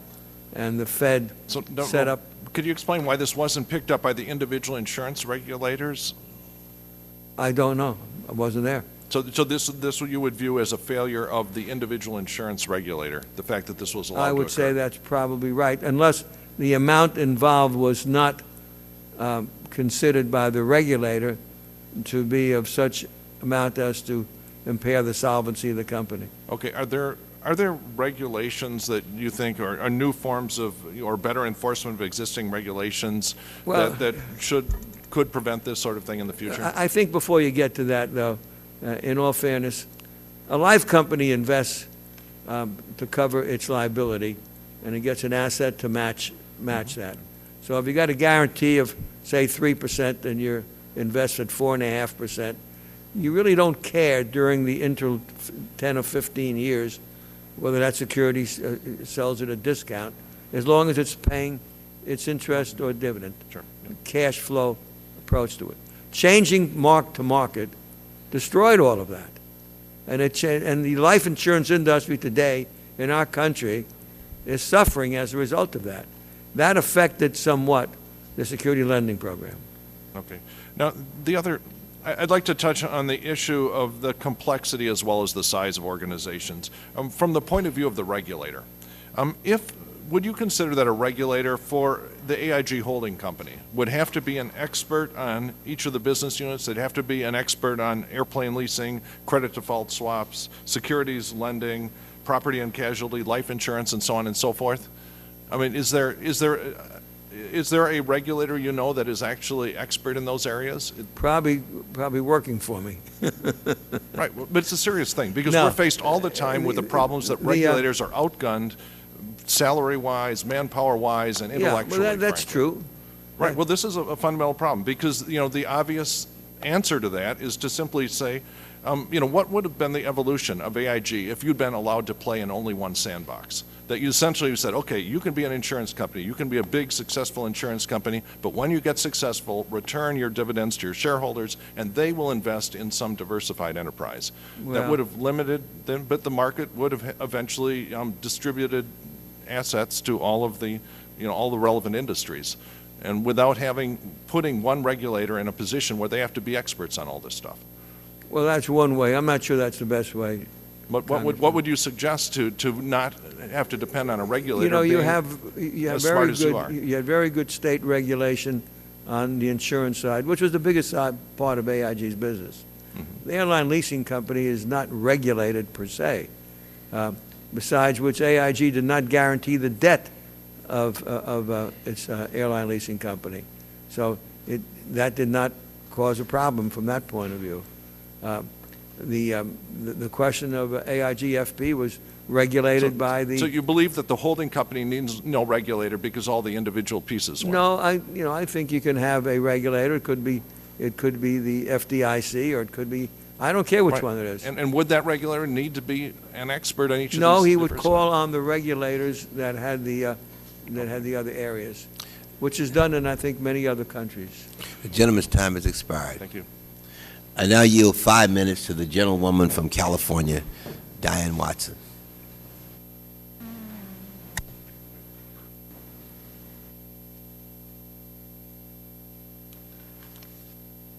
Gentlewoman from California.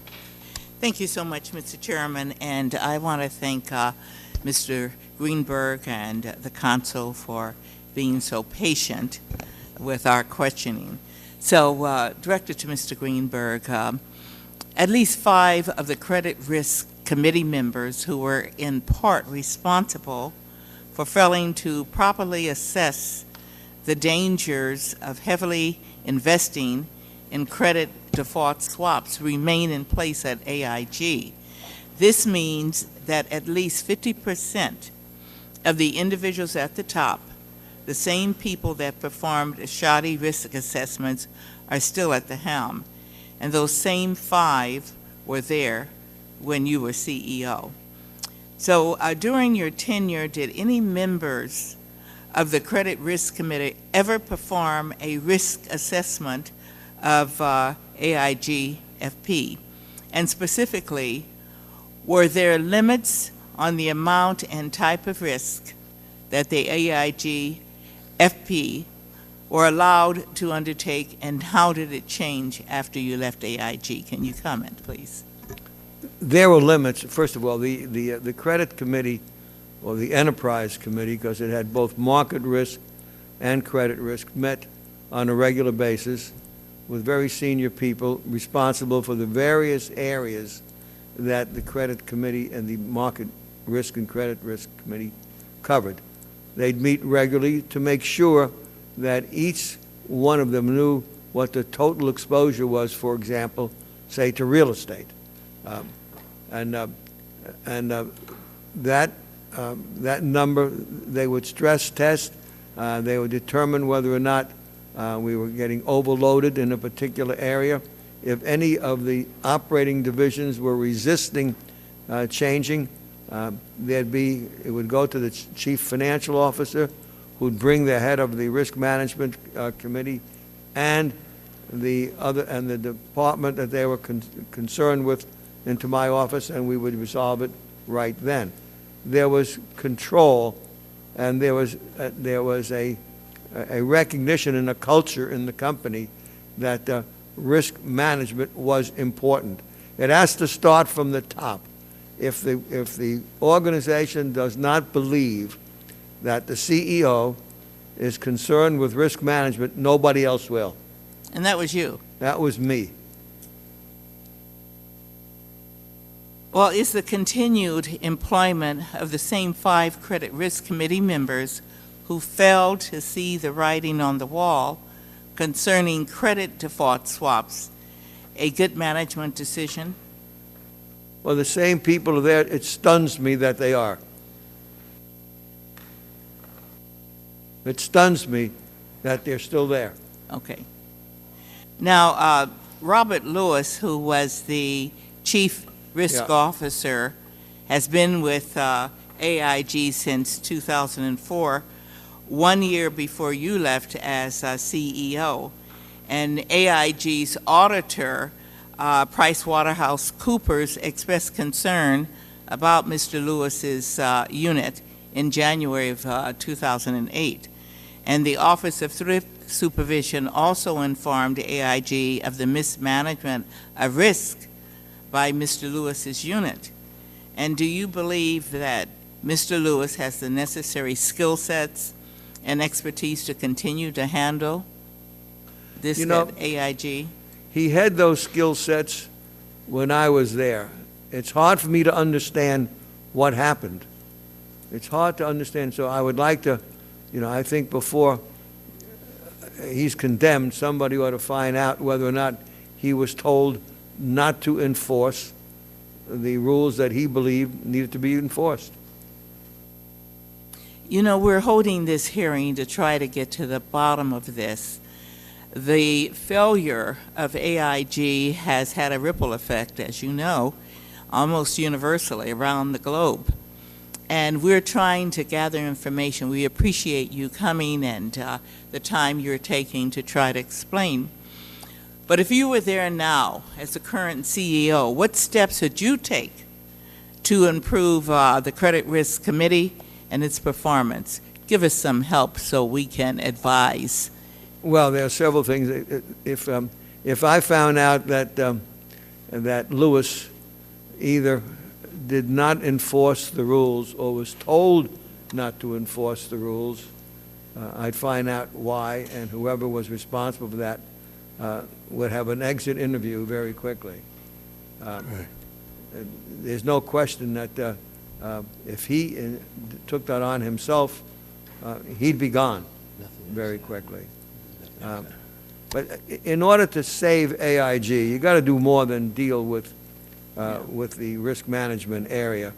I repeat what I said earlier. I proposed a plan that I think ought to be considered to help save the taxpayer a great deal of money.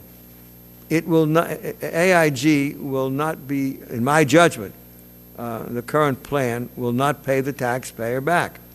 You have to rebuild AIG, rebuild it, try and get as much as we can back from the counterparties, use guarantees as much as possible in order to conserve cash, and then raise capital from the private sector after you reduce to 79.9%. Make AIG a taxpayer again and an employer, not destroying it.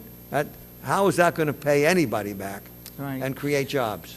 Yeah. Well, thank you for that I'm input. sorry, the My time gentlewoman's is up. expired, yeah. Gentlewoman's Yes. time has expired. Yeah, thank you, Mr. Chairman. Recognize the gentleman from Illinois, Mr. Davis. Thank you very much, Mr. Chairman. Thank you, Mr. Greenberg. It is my understanding that AIGFP, the entity that is apparently at the core of AIG's collapse, had its own board of directors that was separate from the parent company's board.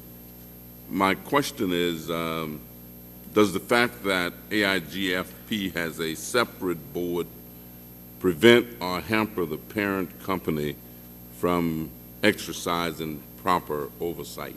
No, because most of the, in fact, all of the members of the AIGFP separate board came from the main board of AIG. They came from the main board. Yeah. In fact, the day we used to hold the AIG board meetings, late that afternoon, there'd be an AIG Financial Products board meeting, and several of the same members on the main board would attend. Well, let me ask you this. Since April of 2004, AIGFP has had its own transaction review committee, which was comprised of Joseph Pisano, the CEO of AIGFP, and senior executives from the unit's business, legal, finance, and risk management groups. Amongst other responsibilities, this committee assesses AIGFP's compliance with regulatory and accounting standards in structured finance transactions. And Mr. Frank Zarb was the chairman of the executive committee of AIG's board of directors, but was also on the board of directors of AIGFP as of November 2004, while you were the CEO. Did Mr. Zarb ever raise any reservations concerning AIGFP's investments or derivative risk? Or did Mr. Zarb or anyone else, to your knowledge, raise the issue of the potential conflict of interest in having the same person serve on both the board of AIGFP and the parent company? No, that was never raised. And so it was never raised, it was never perceived then? No, it was never raised. You know, we had Sullivan and Cromwell at that point as outside counsel to the board. In fact, one of Sullivan Cromwell's people who had been connected with AIG for many, many years and had been a partner of Sullivan and Cromwell was on the board of Financial Products. Well, let me ask you one other question. Of course, we just passed the Pay for Performance Act in the House yesterday, and essentially this act will restrict compensation and bonuses for institutions that have received and not paid back funding from the TARP or the Housing and Economic Recovery Act. Could you comment on this bill and whether you consider it to be a step in the right direction in terms of properly regulating executive compensation? Well, I haven't read the bill, but you know, my own sense is that over any period of time, it would be best to have not have the government setting compensation rules for business. Now, I recognize when you take a great deal of money from the government has to have a say in the compensation of a company. But if the compensation is not competitive with the marketplace generally, it doesn't help to have people who will not perform at the level that you want that company to perform because they're not being compensated adequately. Now, having said that, I would agree with anyone that compensation in the financial sector got out of hand in our country. Well, let me just say and ask this. Under the concept of pay for performance, if assets are not being protected, if the public's resources are not being adequately protected, would you see any opportunity to enhance one's pay based upon their performance relative to the protection of those assets? No, if they haven't protected the assets, obviously they should not be compensated. They probably ought to be fired. Which means then that the bonuses that individuals have been awarded in some instances where it's clear that the assets were not protected, then those bonuses would not be warranted. They should not get bonuses. Thank you very much, Mr. Chairman, and Mr. Greenberg. Thank you. Thank you very much, Mr. Greenberg. You know, we really want to thank you for coming today and sharing with us. However, you know, when we ask you a little bit about the plan, you know, I felt that you didn't realize how important it is for us because, but the point is that I want you to know that your plan is important to us, and we will look at it and we will take and share it with the other members of this committee and make certain that they look at it. And so let me just close by saying I appreciate your being here, and I appreciate the interest of all the members who attended this hearing today. And before we adjourn, let me state that this committee intends to continue its examination of the financial crisis until we get a much better understanding of what caused it. As the old saying goes, the past is prologue. Until we can explain what went wrong, how can we chart the best course for reform? Today's hearing was just the first in a series of hearings where we will explore the roots of the financial crisis that grips our country. While it appears to be a conglomeration of problems that brought us to this point of economic crisis, one thing is clear. The so-called magic of the marketplace created more misery than good. Market self-regulation, discipline, and efficiency can no longer be relied upon to serve the good of the American people. Appropriately, regulation is no longer a dirty word, and I look forward to working with this administration and my colleagues, the ranking member, Mr. Issa, and members on both sides of the aisle to fashion meaningful financial regulations to stem the tide of financial ruin now and in the future generations. Finally, please let the record demonstrate my submission of a binder with documents relating to this hearing. Without objection, I enter the binder in the committee record. This concludes our hearing. The committee is now in recess for 2 minutes to prepare for the business meeting.